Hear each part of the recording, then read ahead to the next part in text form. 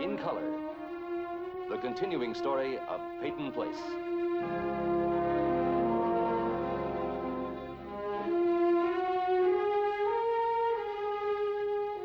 Starring Dorothy Malone as Constance Mackenzie, Ed Nelson as Michael Rossi, Ryan O'Neal as Rodney Harrington, Barbara Parkins as Betty Anderson, Tim O'Connor as Elliot Carson, Christopher Connolly as Norman Harrington, Patricia Morrow as Rita Harrington, James Douglas as Stephen Cord.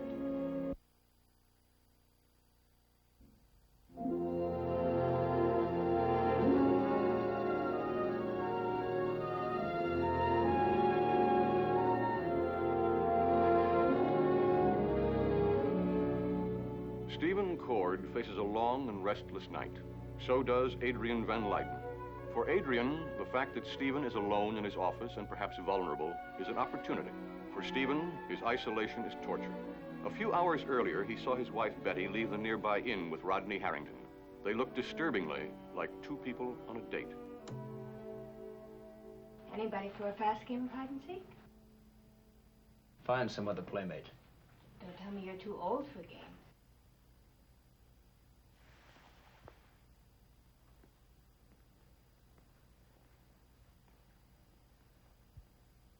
Go home, Adrienne.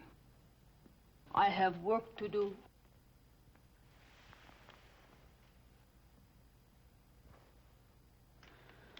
A memo to the night watchman. At the close of each business day, will you make sure all the doors to this building are kept locked? Too many undesirables wandering in at will. Oh, I've been called many things, but never undesirable. Well, consider this a first. All work and no play makes Stephen. It's very impressive. Are you doing your homework for tomorrow? I'm just about finished. You were finished before you began.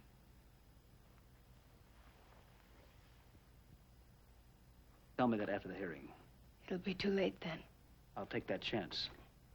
You're the one who's going to come off incompetent, not Martin Peyton. Is that a fact or wishful thinking? Call Adrienne Van Leyden to the stand. Will you give me a preview? Sorry. Only one performance. The prosecutor will keep his eye on the witness's face. You can wear a bikini, Adrienne. It won't make any difference. Oh, want to bet? Everything I have? You'll lose it all. Easy come, easy go. Stephen, I can't sink my ship by testifying against Martin Peyton. Even for somebody as attractive and stimulating and pure as you. Well, you might not have any choice. Get some beauty sleep, Adrienne. You seem frayed around the edges.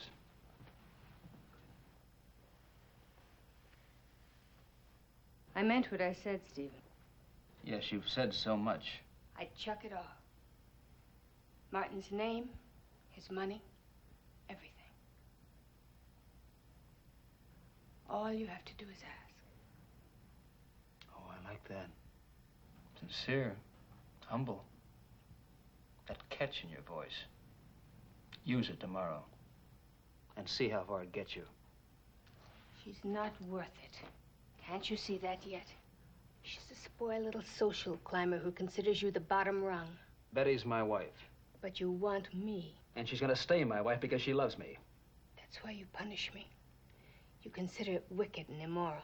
Betty's the only one I want. Really? Is that her name? Scrawled all over the pad?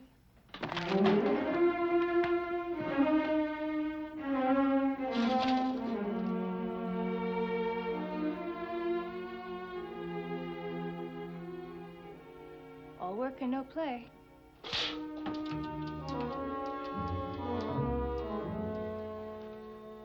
Don't wear any makeup tomorrow. Oh, maybe just a touch of lipstick. A simple dress, preferably black. Medium length. And don't wear it too high above the knee. It'll make you look cheap. Too low will make you look dowdy. And no dark glasses. People who wear dark glasses always seem to be hiding behind them. Even when they're telling the truth, one tends to think they're lying through their teeth.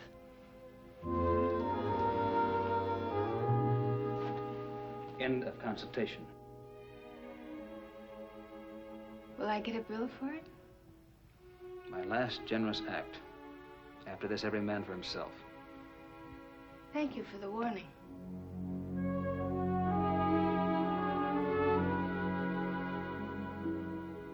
Sweet dreams, Stephen.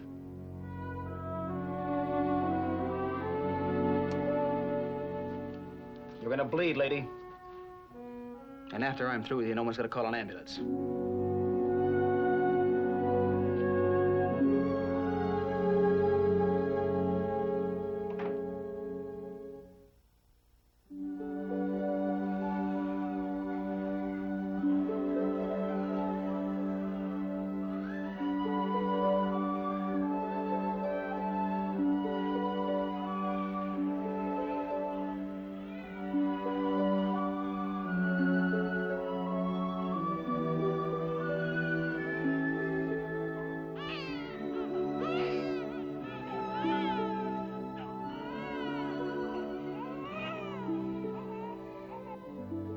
Well, you see something you like? We've got a special on this week, ma'am. I just sort of dropped by. To check up on us, eh? No. I just like babies. Well, we've got a pretty good group here.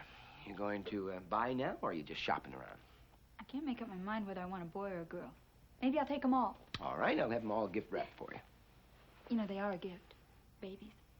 Oh, I can see it now. Hmm? You're going to be an impossible mother. What? You'll have your child spoiled rotten inside of a couple of weeks. He'll have you wrapped around his little finger. Oh, no, I'm going to be a very strict mother. He's going to have chores and responsibilities and have to sure. keep his room clean and be polite. Sure. And I'll spoil him rotten. Now I get the Fielding, chance. call emergency. What do you do? Well, it's just that sometimes I wonder if I'm ever really going to have this baby. And if I do, if I'll... You'll what? Well, even if the baby makes it, I wonder if I'm going to be around to see him and watch him grow up. So that's it, huh? Look, you've got nothing to worry about. I just came up from looking at your tests, and you're in great shape. I'm sorry, Dr. Rossi. I always seem to dump everything on you. Always telling you how upset I am and how scared I am. Listen, you're going to have to learn how to make a real effort to stop worrying. I mean a real effort. You're going to be all right. Okay. Do you want to know how to make a real effort? How? You're going to have to learn how to blow up, to explode, to let off steam. I mean it. You mean yell at Norman? Yeah, and me too. Oh, sure. Well, you know it'd be a little more fun to pick a fight with your husband, but you can use me as kind of a safety valve. I don't want you to bottle up your emotions. You mean I should, yell at people and take my pills? That's perfect. First thing you know, we'll be in here just making these silly faces at your baby, that's all. Here, come on, I'm gonna take you home. I've got to go to the courthouse.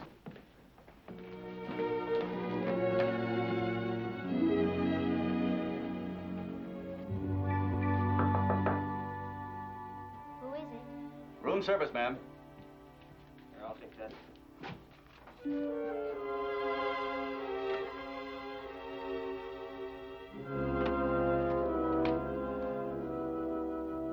You have enough time for one quick cup.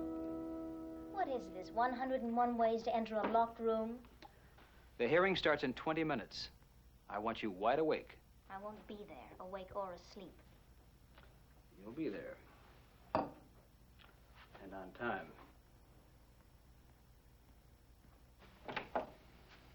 Get dressed. This room is listed as single occupancy. Get out. You're coming to the courtroom. No. You're coming to the courtroom. Why? Because I don't want any second-hand garbled version of the testimony trickling back to you. This is a tricky business. An incompetency hearing. I want you hearing what's said with your own ears. What difference does it make what I hear or whether I hear anything at all? All the difference in the world. You're wrong. I only went along with this obsession of yours because it meant something to our marriage at one time. And now that our marriage is over, how can this hearing have any possible meaning for me? You happen to be principal beneficiary of Martin Peyton's will. I don't care.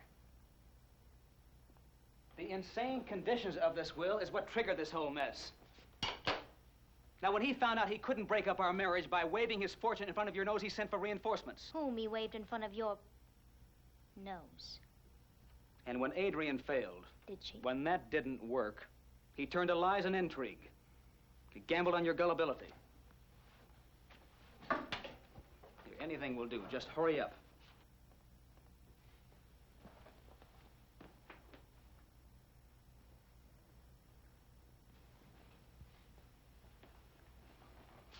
put it on. I have no intention of leaving this room. Put it on. I will not.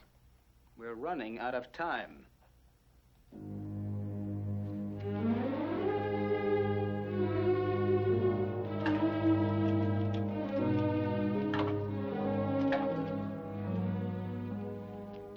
If you don't mind, I think this situation demands something a little more subdued. I don't care what you wear. I'll wait for you.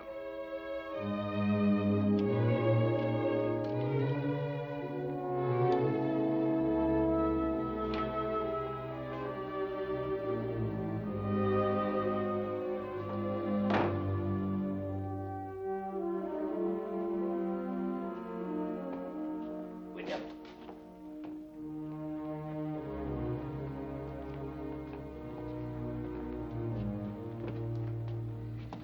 You've been extremely evasive. Me? I want to know exactly what's in your mind. All right. I think there's something very wrong about this action young Cord has brought against you. Ah, a desperate move. He hasn't a leg to stand on. You certainly aren't worried about it. Yes? You actually believe that he can prove that I'm senile, incompetent, incapable of handling my own affairs? Why, when I first told you about it, you scoffed at the idea. You said you'd make mincemeat of him. Sit down, Martin.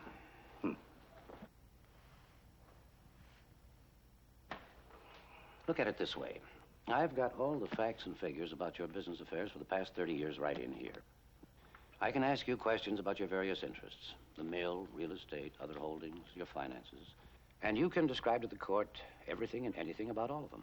Well, then. We can prove beyond a shadow of a doubt there's absolutely no foundation for this preposterous hearing. Well, then what is his purpose? A kind of harassment? A way of embarrassing me? No, I think it goes farther than that.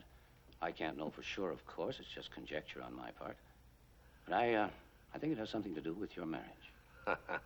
So that's it. You never miss an opportunity to lobby against my forthcoming nuptials, do you, William? I've never tried to make a secret of my disapproval, either as your friend or your lawyer. I've told you how I've felt. That a marital involvement would be extremely unwise, for many reasons. I have no intention of going through with this marriage. Are you serious? Mrs. Van Leyden will never become Mrs. Martin Peyton. That's privileged information. Absolutely privileged.